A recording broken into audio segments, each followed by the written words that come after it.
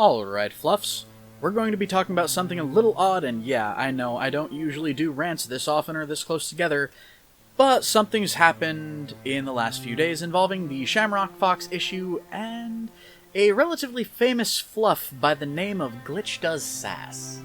Now, as you can recall, Shamrock was accused of being a pedophile at 19 years old for making lewd comments with a 16-year-old, which isn't really that big of a deal given the Romeo and Juliet laws that you're going to find all over the United States. Now, Glitch, who by the way is only 19 as well, was recently accused with Shamrock Fox of grooming a 16-year-old by the name of Clovis Mint, who decided that they wanted to come out as a victim and try to ruin the life of one of their friends. Now, Clovis has a history of being lewd, commissioning not safe for work art, which by the way is NSFW, as a minor, and even sending NSFW images to others and then quickly deleting them, even if the target of this particular act has asked him repeatedly not to. Clovis also has admitted to creating an alt to enter into Glitch's AD account, and for those who don't know, AD means After Dark, which is a well-known flag on Twitter to warn people that the account posts not safe for work images. In other words, porn. Now, on his alt, Clovis responded to several of Glitch's AD posts in suggestive ways, and then claimed Glitch was the one in the wrong for these interactions, as well as their interactions on Telegram. All of this to try and claim that their friend is some kind of child predator and possibly even get them arrested, as Clovis has, with Shamrock Fox, already proven he's willing to go to the police with false claims like these.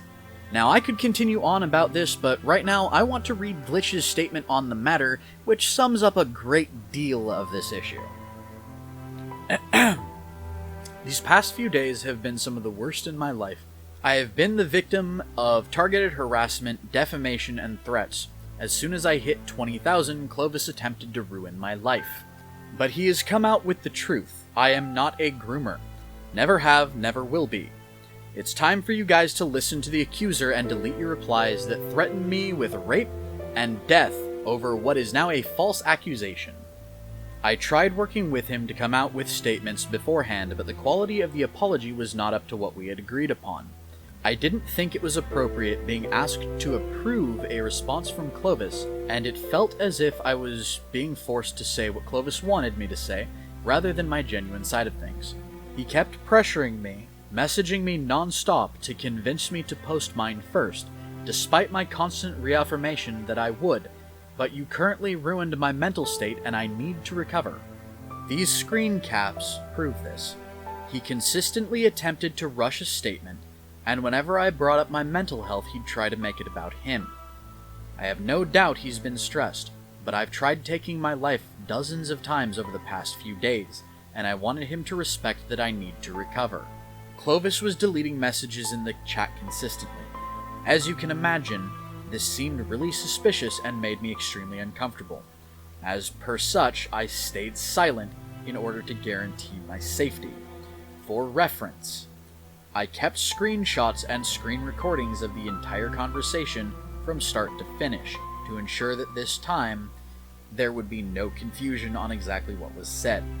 I will be happy to post them if requested. I never agreed to anything Clovis wanted to do. When I realized someone new had access to my AD, I blocked the account. I am disgusted by the rampant discourse over furry Twitter the past few days, and I am especially disgusted that people are so willing to jump on pure hearsay and speculation in order to commit libel and defamation. Attached are Stixel and Clovis's apologies, claiming my innocence. As of writing this, I haven't been on Twitter in days. They have yet to post them. I hope that we are all on okay terms.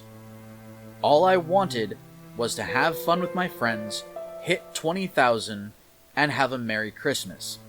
You people actively came for my throat with no evidence. I'm done with Twitter. It's become too toxic for my mental health's sake.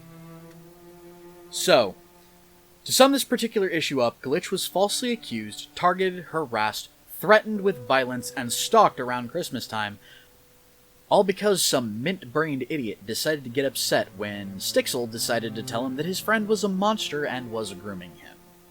Now, this is all starting to sound rather familiar, isn't it? What with the accusations going around this year of fursuiters intentionally trying to spread AIDS at conventions, the multiple counts of people being accused wrongfully of being child predators, and the countless hordes of people accused of things like zoophilia. Now, as a note, I should point out, all this with Glitch happened around the time he hit the 20,000 follower mark on YouTube. A majority of the accusations as well have been on people who are successful in gaining a large following in our community. From Kiro, where the issue began, to Glitch now, with a list of names in between so long that reading it here would probably lead to this being a half-hour-long video on my part. Some of the top names on there, though, have been Kiro the Wolf, with a subscriber count on YouTube of 107,000, accused of zoo sadism and being a child predator.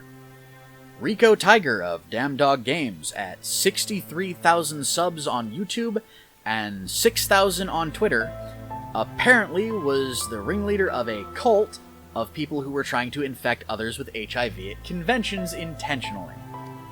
Skyware, also of Damn Dog Games with 63,000 subs and 3,000 on Twitter, accused of being a convicted child predator. Beta Eta Delota, with 93,000 subs on YouTube, who was accused of being an abusive lover.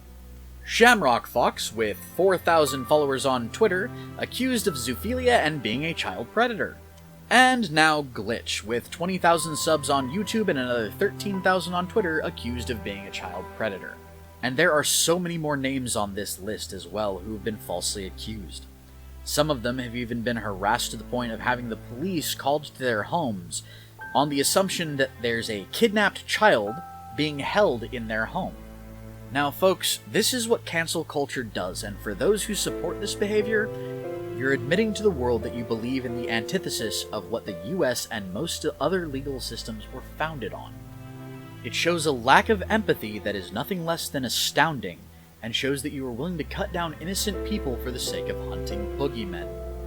Under this practice, people live in fear that, regardless of their current conduct, they might be the next accused, and thereby become a target of hatred, violence, and slander. So now I ask you, the viewers of this video, do you want to live in a world where if you become successful you will inevitably become a target? Where even the smallest amount of fame means you'll have people threatening the lives of you and your loved ones? Where you have to worry every day of your life that something you did in the past might someday lead to you being harassed and attacked? Do you want to live in a world where law means nothing and the outrage of the masses determine your innocence or guilt? I sure as hell don't.